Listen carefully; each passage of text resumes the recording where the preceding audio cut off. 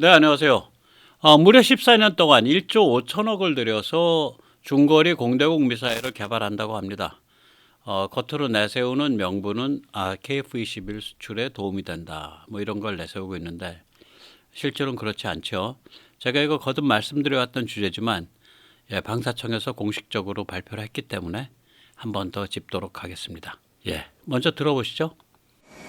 KF-21의 공대공 미사일에는 유럽산 미티어가 장착될 예정입니다. 세계 최고 수준의 미사일로 마하 4.5의 속도로 200km 거리 밖의 적을 공격할 수 있습니다.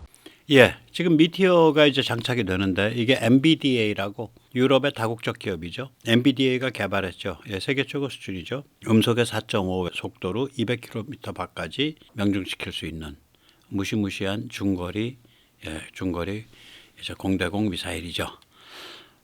그런데 이제 이거를 이제 국산화한다. 2038년까지 그러니까 무려 14년 동안 1조 5천억을 들여서 국산화한다. 이렇게 이제 발표를 했어요. 먼저 들어보시고요. 방사청은 미티어를 대체할 국산 장거리 공대공 미사일 개발에 나설 계획입니다. 오는 2038년까지 1조 5천여억 원이 투입될 예정입니다. 자, 그런데 이걸 해서 왜 이렇게까지 이런 그 고급 미사일을 개발하냐? 어마무시한 돈. 미사일 하나에 1조 5천억이란 말이에요. 왜 그럴까? 일단은 KF-21 수출에 도움이 된다. 뭐 이런 말입니다. 한번 들어보세요. 방위사업청이 KF-21용 국산 장거리 공대공 미사일 개발에 나서기로 했습니다. 항공무장 국산화를 통해 KF-21 수출에도 큰 도움이 될 걸로 기대됩니다.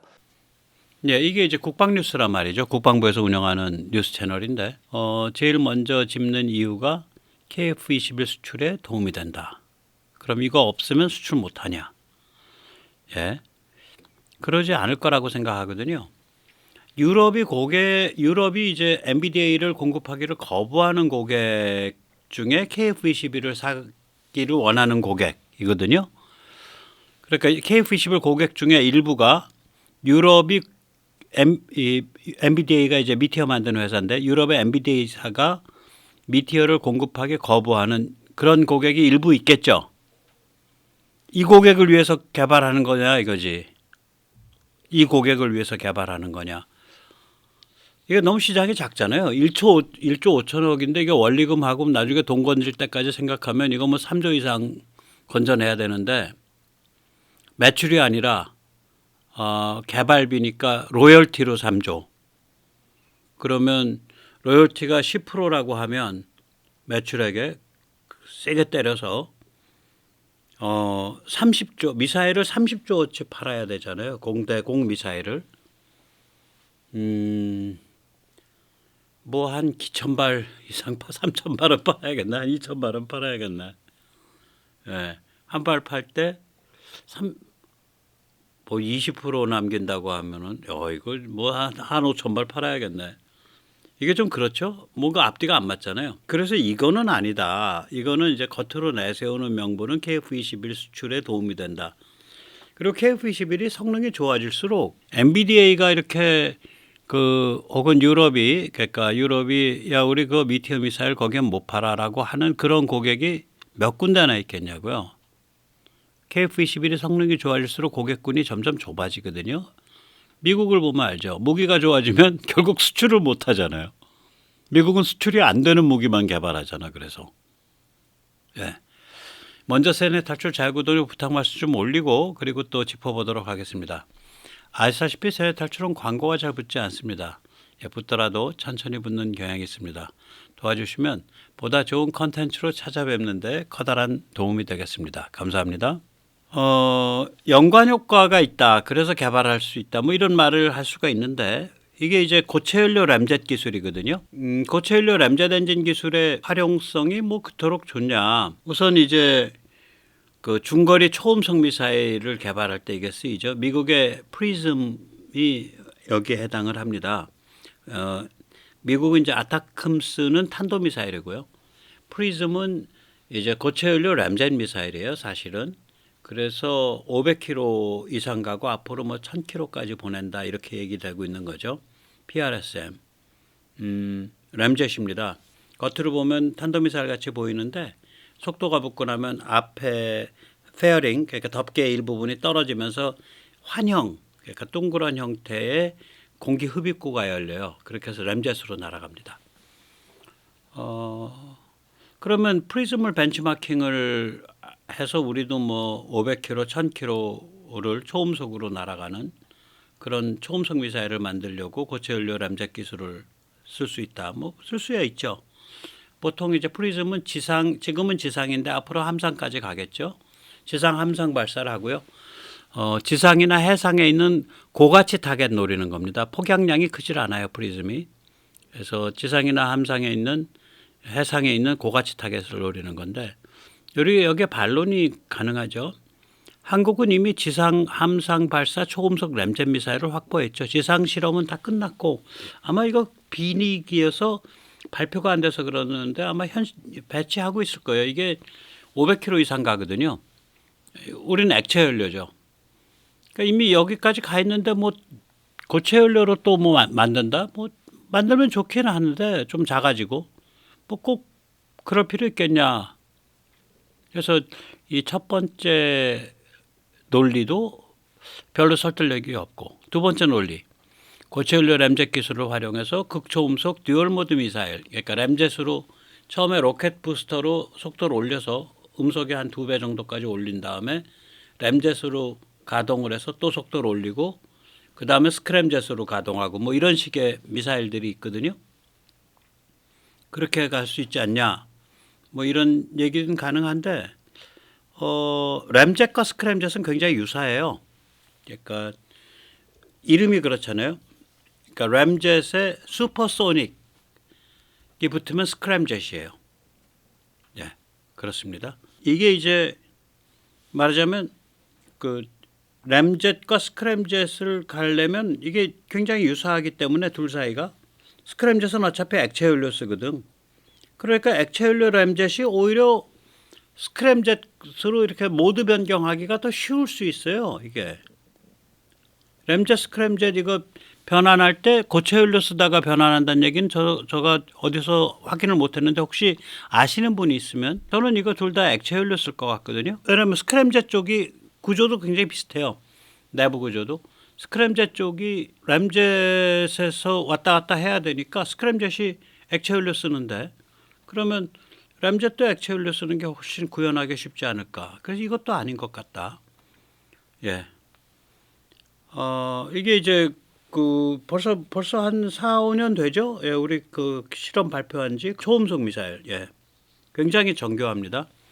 저 바다에다 바지선 떼어놓고 때렸다는 건 뭐냐면 예, 바지선 때리고 바지선으로 때렸다는 건 결국은 저게 지상 발사 해상 타겟을 처음에 이제 목표로 한 거고요.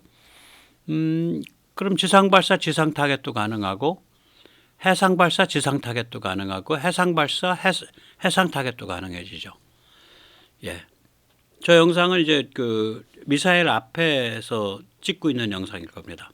그러니까 데이터 링크가 있다는 소리죠. 미사일에. 그러면 미사일이 날아가는 와중에 목표물을 유도해 주거나 뭐 목표물을 변경시킬 수 있다는 얘기죠. 쌍방향 데이터 링크가 있다는 얘기예요. 저거 지금 무시무시한 겁니다. 저거 가만히 보고 있으면 굉장히 정교하게 들어갔잖아요. 기둥 저거 폭이 뭐 1m도 안 될 텐데. 자, 그래서 이게 뭐 고체 연료 램젯이 뭐 그렇게 많이 여러 군데 쓰일 만한 기술이 아니다. 그리고 액체 연료 램젯으로 대체 가능한 경우가 많고 또 어떤 경우는 액체 연료 램젯이 더 유리한 경우도 있고 그런 것 같다.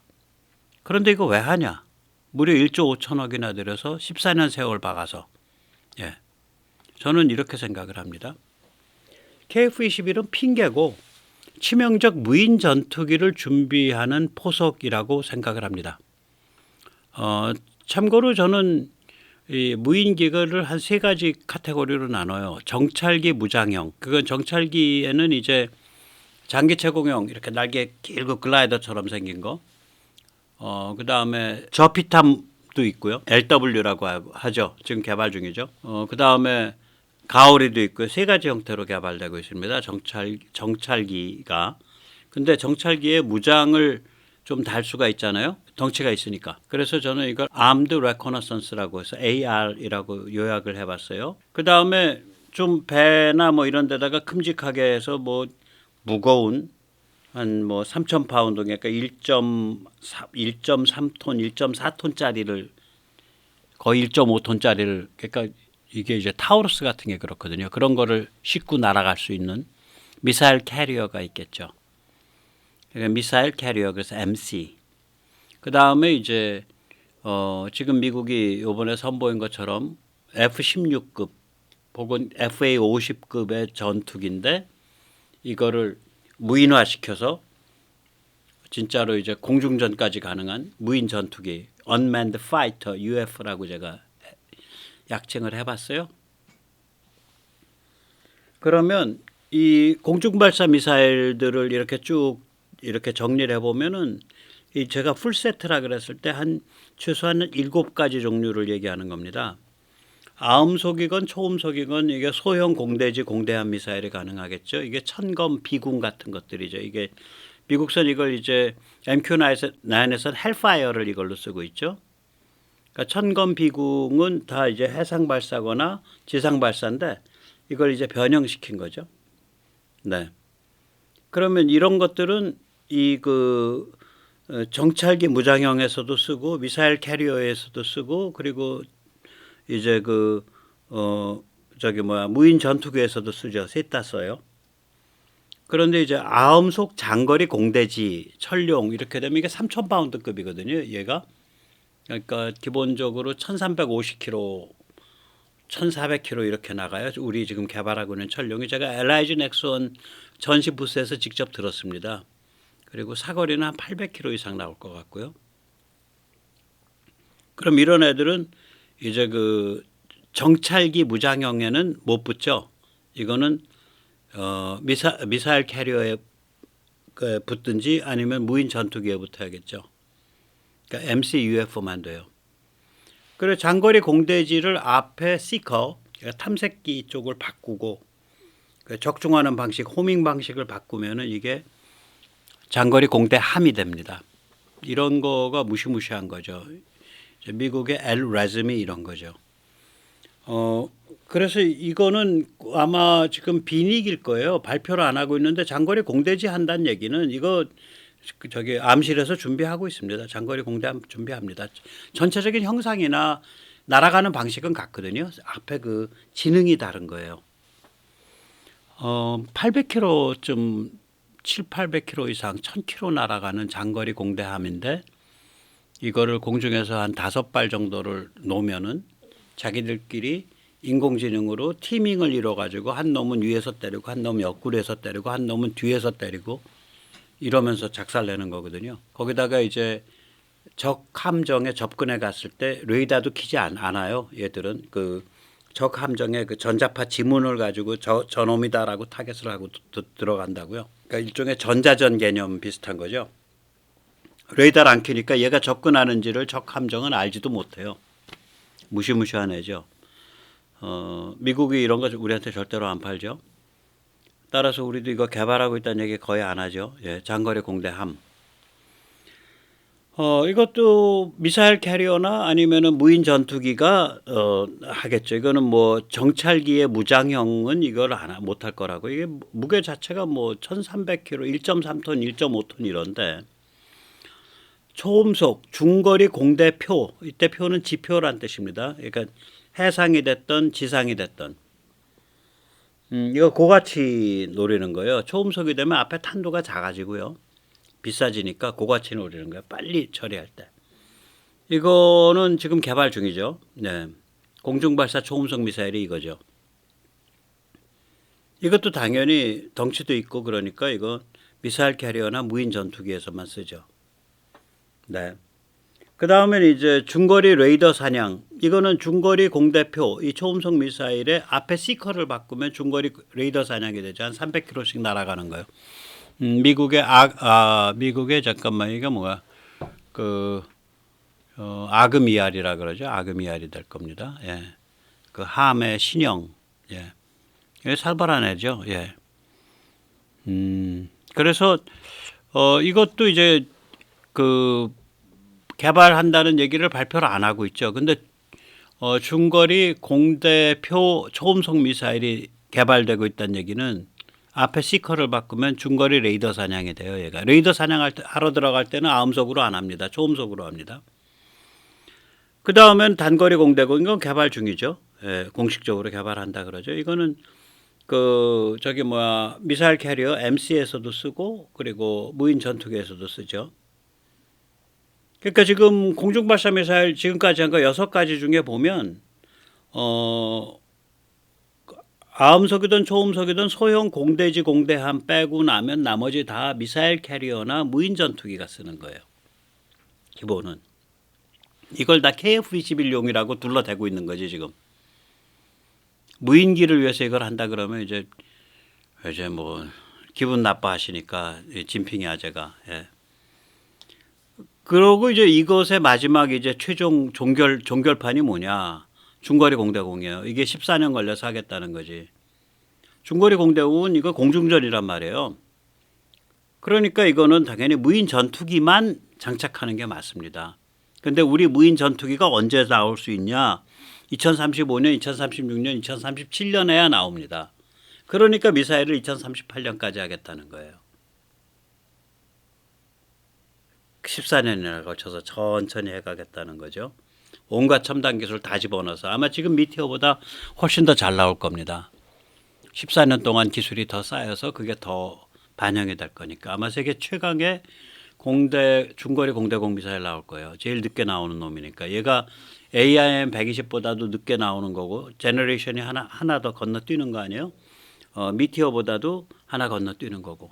그래서 가만히 보면 국산 공중발사 미사일 7종류 7개의 카테고리 풀세트 만들어지고 또 국산 항공엔진 2035년이 되면 드라이 기준 15,000파운드 포스, 애프터버너 기준 25,000파운드 포스 정도가 나올 거예요. 그 전에도 미사일 캐리어는 나오고 이렇게 애프터버너가 있어야 이 정도 돼야 이러면 이제 거의 F-16과 FA-50 중간급 체급의 그 무인 전투기를 만들 수 있거든요. 예. 그 다음에 세 번째가 국산 항공 전자 장비. 이게 이제 그땐 완전히 성숙하게 되죠. 레이더, 적외선, 전자광학 여기는 안 썼지만 전자전까지. 예.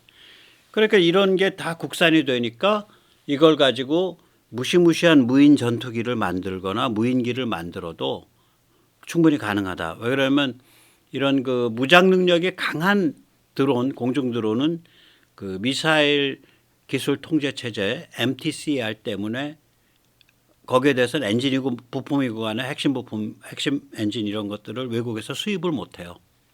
그러니까 이런 게 다 준비되면 마지막에 미사일까지 딱 미사일 중에 꽃 중에 꽃 중거리 공대공까지 해서 딱 완성시키겠다. 2030년대 말에 그런 빅픽처입니다. 그래서 KF-21 수출을 위해서 합니다. 뭐 국민들 귀에 듣기에 좋으라고 또 진핑이 아재 너무 기분 나빠하지 말라고 하는 소리고 우리는 그 말을 들을 때 야, 치명적 무인 전투기를 2030년대 말 앞으로 한 14, 15년 후에는 준비한다는 얘기구나. 그렇게 새겨들으면 되겠습니다. 예, 오늘 여기까지 모시겠습니다. 감사합니다.